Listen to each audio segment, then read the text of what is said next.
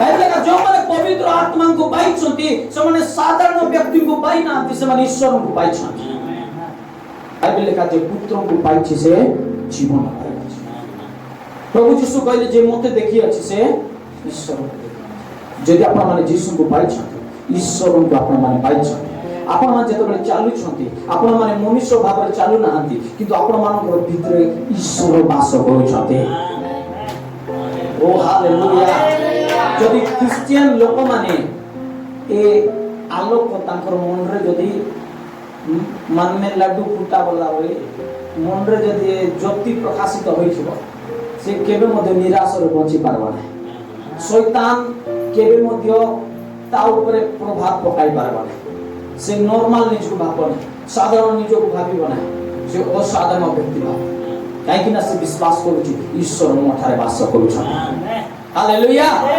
आपण माने साधारण नुहंती प्रथम जन्म 4 पद लेखा अछि जगत रे जे अछि ताठारो महान ईश्वर आमान को भितरे वास करू अछि हालेलुया हालेलुया बाइबल लेखा अछि तुम मानन कथारे जे अछंती जगत रे जे अछि ताठारो कोन तुम ठारे जे अछंती जगत रे जे अछि ताठारो महान आमेन हालेलुया आमान कथारे जे ईश्वर अछंती जगत रे जे कोनोसी शैतान रो विषय थाउना काई कि आमान कथारे दिबा ईश्वर से सब विषय ठारो महान ईश्वर अछंती आमेन जगत रोग अछि जगत रे दुर्बलता अछि जगत रो अभाव अछि जगत रे प्रत्येक मंद विषय रही पारे किंतु आमान कथारे जे ईश्वर वास करूछंती ए जगत रे दिबा प्रत्येक मंद विषय ठारो से महान ईश्वर अछंती आमेन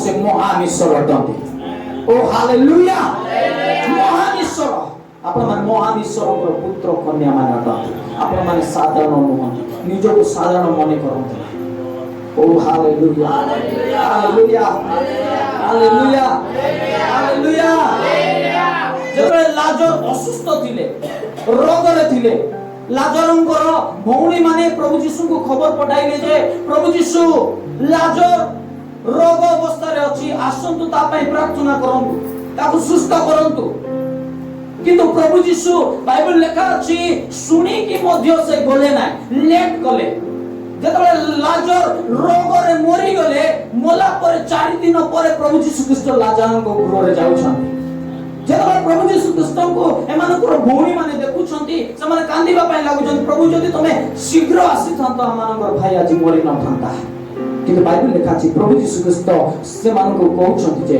जदि तुमे विश्वास करिवो ईश्वरंकर महिमा को देखिवो हालेलुया आ 4 दिन रो मोर लाजर को मते प्रभु पुनर्बार जीवित होले हालेलुया ईश्वरंकर धारे कोनोसी विषय लेट नाही ईश्वरंकर धारे कोनोसी विषय लेट नाही होई पारे जे आपण माने भाबुछंती मोर मिराकल लेट होउची मोर सुस्त लेट होउची मोर आश्चर्य कर्म लेट होउची मोर घर लेट होउची मोर आशीर्वाद लेट होउची मोर प्रोफेसी फुलफिल हेबारे मोर भाववाणी सफल हेबाटा लेट होउची लेट नाही प्रभु देरी करंती नाही प्रभु ठीक समय रे से विषय गुडी को कर दियंती हालेलुया से समान टाइम रे आपण मन जीवन रे कार्य करंती ठीक समय रे ईश्वरंको टाइमिंग रे से काम करंती ओ हालेलुया प्रभु आपनको जीवन रे ताकर समय को आनु अछंत जेसु नाम रे हालेलुया आपण माने भाबुछन्ती मोर समय सरी जायछि आपण माने भाबुछन्ती मोर समय समाप्त होला मु आगु बढ़ी पारबि नै मु आशीर्वाद रे चली पारबि नै बे भाववाणी मोर जीवन रे सफल होई पारबो नै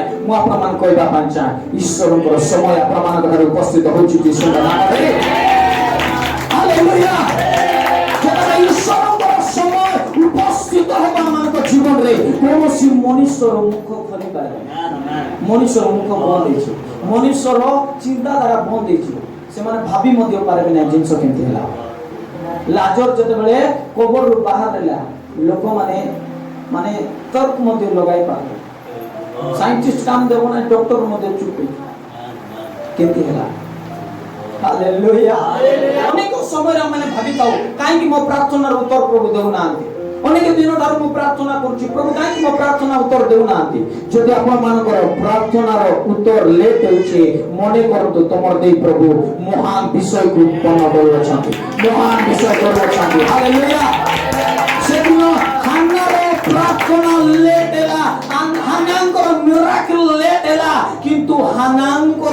ଗର୍ଭରୁ ଯେ ଜନ୍ମ ହେଲେ ସେ ଇସ୍ରାଏଲକୁ ଥରହର କରିଦେଲେ। ପ୍ରଭୁ ହାନାଙ୍କର ଗର୍ଭରୁ ସାମୁଏଲ ଭବିଷ୍ୟଦ୍ବକ୍ତାଙ୍କୁ ଉତ୍ପନ୍ନ କଲେ। ହାଲେଲୁୟା।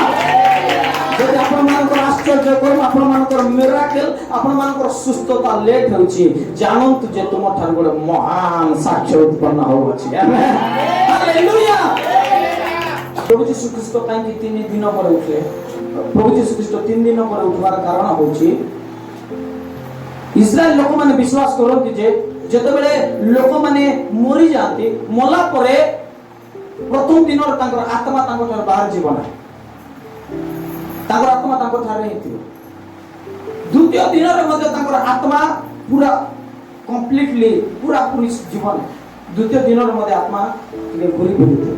ତୃତୀୟ ଦିନରେ ହିଁ ତାଙ୍କର ଆତ୍ମା ସେ ଶରୀର ଠାରୁ ବାହାରିଯିବ।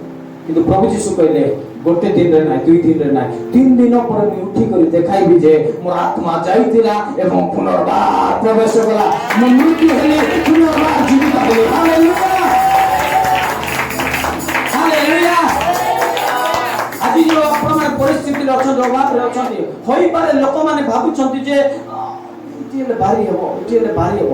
ଏମିତି ସମସ୍ୟାରେ ଆପଣମାନେ ଯଦି ଏ ପ୍ରକାର ସମୟ ଲୋକମାନେ ଭାବେ ଏଠିରୁ ବାରବାର ଚାନ୍ସ, ସେତେବେଳେ ଆପଣମାନେ ନିଜ ଭାବେ ଏଠିରୁ ମୁଁ ଉଠିପାରିବି, ଏଠିରୁ ମଧ୍ୟ ଉଠିପାରିବି, ସେତେବେଳେ ପ୍ରଭୁଙ୍କର ମହିମା ପ୍ରକାଶିତ ହେବ। ହାଲେଲୁୟା। ରୋମିଓ 4:19 ବାଇବେଲ ଲେଖା ଅଛି, ଅବ୍ରାହମ 100 ବର୍ଷ ହେଲେ ମଧ୍ୟ ନିଜର ଶରୀରକୁ ମୃତ ବତ ବୋଲି ମନେ କଲେ ସୁଦ୍ଧା ସେ ବିଶ୍ୱାସରେ ଦୁର୍ବଳ ହେଲେ ନା। ଅବ୍ରାହମ ଜାଣି ପାରିଲେ ଯେ ମୋର ଶରୀର ଆଉ ସାରାଙ୍କର ଶରୀର ଜନ୍ମ ଦେବା ପାଇଁ ସକ୍ଷମ ନୁହେଁ। ସେ ସମୟରେ ଈଶ୍ୱରଙ୍କର ମହିମା ତାଙ୍କ ଦେଇ ପ୍ରକାଶିତ ହେଲା। କାରଣ ପ୍ରଭୁ ତମକୁ ମହିମା ପାଇବା ପାଇଁ ଚାହୁଁଛନ୍ତି। ହାଲେଲୁୟା। ସେ ସୁସ୍ଥତାରେ ପ୍ରଭୁ ମହିମା ପାଇବା ପାଇଁ ଚାହୁଁଛନ୍ତି, ଗୌରବ ପାଇବା ପାଇଁ ଚାହୁଁଛନ୍ତି। ଆପଣମାନେ ସାଧାରଣ ନୁହନ୍ତି। ଆମେନ୍। ହାଲେଲୁୟା। ଯେଉଁ ଈଶ୍ୱର ଆପଣମାନଙ୍କ ଠାରେ ବାସ କରୁଛନ୍ତି ଆପଣମାନେ ସାଧାରଣ ନୁହନ୍ତି। ହାଲେଲୁୟା।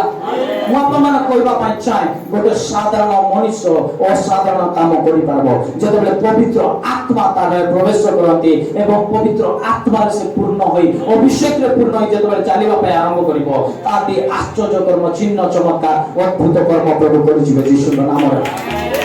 ଏ ଦିନମାନଙ୍କରେ ପ୍ରଭୁ ଆପଣମାନଙ୍କୁ ସେ ପ୍ରକାର ଚଳାଇବା ପାଇଁ ଚାହାନ୍ତି ଯୀଶୁଙ୍କ ନାମରେ। କେବଳ ଚାହୁଁଛନ୍ତି ପ୍ରଭୁ ମୋତେ ବ୍ୟବହାର କରନ୍ତୁ ବୋଲି। ବିଶ୍ୱାସୀ ଭାବରେ ପ୍ରଭୁ ଆପଣମାନଙ୍କୁ ବ୍ୟବହାର କରିବେ। ବିଶ୍ୱାସୀ ଭାବରେ ପ୍ରଭୁ ଆପଣମାନଙ୍କୁ ଆତ୍ମା ଜିଣିବା ପାଇଁ ସାହାଯ୍ୟ କରିବେ ଯୀଶୁଙ୍କ ନାମରେ। ହାଲେଲୁୟା। ଆପଣମାନେ କେବଳ ପ୍ରଚାର କରିବେ ନାହିଁ, କିନ୍ତୁ ଆପଣମାନଙ୍କର ମୁଖର ଶବ୍ଦ ଦ୍ୱାରା ରୋଗୀମାନେ ସୁସ୍ଥ ହେବେ, ଭୂତ ଆତ୍ମାମାନେ ଚାଲିଯିବେ। କାରଣ ପବିତ୍ର ଆତ୍ମାରେ ଆପଣମାନେ ଅଭିଷିକ୍ତ ଅଟନ୍ତି। ହାଲେଲୁୟା। ଆପଣମାନେ ସାଧାରଣ ମନେ କରନ୍ତୁ ନାହିଁ, ପ୍ରଭୁଙ୍କର ଆତ୍ମା ତୁମଠାରେ ବାସ କରୁଛି। ଗ୍ଲୋରି। ହାଲେଲୁୟା। ଆପଣମାନଙ୍କର ପବିତ୍ର ଆତ୍ମା ବାସ କରୁଛି। ସେଥିପାଇଁ ଯେତେବେଳେ ଲୋକମାନଙ୍କ ସାମ୍ନାରେ ଯାଇ ପ୍ରଚାର କରୁଛନ୍ତି, ନିଜକୁ ସାଧାରଣ ମନେ କରନ୍ତୁ। ଗୁଣିଆ ମାନଙ୍କ ପାଖରେ ଯାଇ ଯେତେବେଳେ ଛିଡ଼ା ଉଠୁଛନ୍ତି, ନିଜକୁ ସାଧାରଣ ମନେ କରନ୍ତୁ। ଦୁନିଆ ଭିତରେ ଯୋଉ ଭୂତ ଅଛି, ତାଠାରୁ ମହାନ ଈଶ୍ୱର ତମର ଭିତରେ ଅଛନ୍ତି। ହାଲେଲୁୟା। ହାଲେଲୁୟା। ଯୋଉ ଭୂତ ଡୁମା, ପେପ୍ସି ଖାଇବା ଡୁମା, ମିଚର ଖାଇବା ଡୁମା, ବିସ୍କୁଟ ଖାଇବା ଡୁମା, ଆଜି ଲୋକମାନଙ୍କୁ ଡରାଉଛୁ। କଣ ଦରକାର? পেপসি দরকার। কোন খাইবু? মিচর খাইবি, পাকড়ি খাইবি, বড়া খাইবি, যীশুଙ୍କ নামରେ ବାହାରେ যা। ହାଲେଲୁୟା। বড়া দিয়া ହେବ ନାହିଁ, ପାକড়ି দিয়া ହେବ ନାହିଁ। ହାଲେଲୁୟା। ଆମ ଲୋକମାନେ ପାକড়ି ଖାଇବା ଡୁମାକୁ ଡରୁଛନ୍ତି। ତାଙ୍କର ଭିତରେ କିଏ ଅଛନ୍ତି ଜାଣିନାହାନ୍ତି। ଏ ପାକড়ି ଖାଇବା ଡୁମା ଖାଇଦେବି ତତେ, ଖାଇବା ଦରକାର ନାହିଁ। ଯୀଶୁଙ୍କ ନାମରେ ମୋ ଠାରେ ଯିଏ ଅଛନ୍ତି, ତୋର ଭିତରେ ଯିଏ ଅଛି ତାଠାରୁ ମହାନ। ହାଲେଲୁୟା। ହାଲେଲୁୟା। ୟେସ୍, ଆମେ ମିରାକଲରେ ଚାଲିବାର ଅଛି, ଆଶ୍ଚର୍ଯ୍ୟ ଭାବରେ ଚାଲିବାର ଅଛି। ଭୂତ ଆତ୍ମା, ମନ୍ଦ ଆତ୍ମା, ଶୈତାନର ଆତ୍ମାକୁ, ରୋଗର ଆତ୍ମାକୁ ଭୟ କରିବାକୁ ହେବ ନାହିଁ। ତମର ଘରେ ଯଦି ଡୁମା ଡରାଉଛି, ଛିଡ଼ା ଉଠ। ଘର ବାଧ୍ୟ ନାହିଁ, ଆମେ ଛିଡ଼ା ଉଠ। ଆରେ ହାଲେଲୁୟା। ସାଙ୍ଗେ ସାଙ୍ଗେ ଆଜି ତମର ଘରେ ଯଦି ଭୂତ ଡରାଇଲା ହେଉଛି, এটা পিংলা পরে হচ্ছে, সেটা পিংলা পরে হচ্ছে। আমার ଲୋକମାନେ ଆହୁରି କ'ଣ କରିବେ, ବେଡସିଟ୍ ଗୁଡ଼ାଇ ଦେଇକି ଡକ୍ଟର କେତେ ଦୁଃଖିଆରି ହେଇଥିବେ।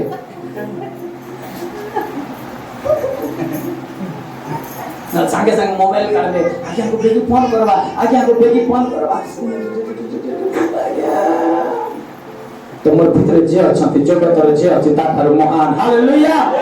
ତୁମେ ଯିବାର ଅଛି, ତୁମର କବାଟରେ ଛିଡ଼ା ହେବାର ଅଛି, ଯେଉଁ ଭୂତ ଆତ୍ମା ଆମକୁ ଭୟଭୀତ କରାଉଛି, ଆସୁ ପ୍ରଭୁ ଆମକୁ ଭୟର ଆତ୍ମା ଦେଇନାହାନ୍ତି, ଆମକୁ ବିଶ୍ୱାସର ଆତ୍ମା, ଶକ୍ତିର ଆତ୍ମା ଦେଇଅଛନ୍ତି। ହାଲେଲୁୟା। ଅଭିଷେକ କରିଅଛନ୍ତି, ଆମକୁ ତ୍ୟାଗ ମିଳିବ। ଶୈତାନକୁ ଦମନ ଦେବାର ଅଛି। ବାହାରିଯା ମୋର ଗୃହ ମଧ୍ୟରୁ, ମୋର ପରିବାର ମଧ୍ୟରୁ, ମୋର ଜୀବନ ମଧ୍ୟରୁ, ମୋର ପୁଅ ଝିଅ ଜୀବନରୁ ବାହାରିଯା ଯୀଶୁଙ୍କ ନାମରେ। ଶୈତାନ ଆପଣମାନଙ୍କର କଥା ଶୁଣିବେ, କାହିଁକି ନା ସେ ଆପଣମାନଙ୍କୁ ଚିହ୍ନିଛି। କାରଣ ଆପଣମାନଙ୍କ ଠାରେ ଈଶ୍ୱର ବାସ କରୁଛନ୍ତି, ପବିତ୍ର ଆତ୍ମା ବାସ କରୁଅଛନ୍ତି। ଆପଣମାନେ ସାଧାରଣ ନୁହନ୍ତି। Hallelujah, hallelujah, hallelujah.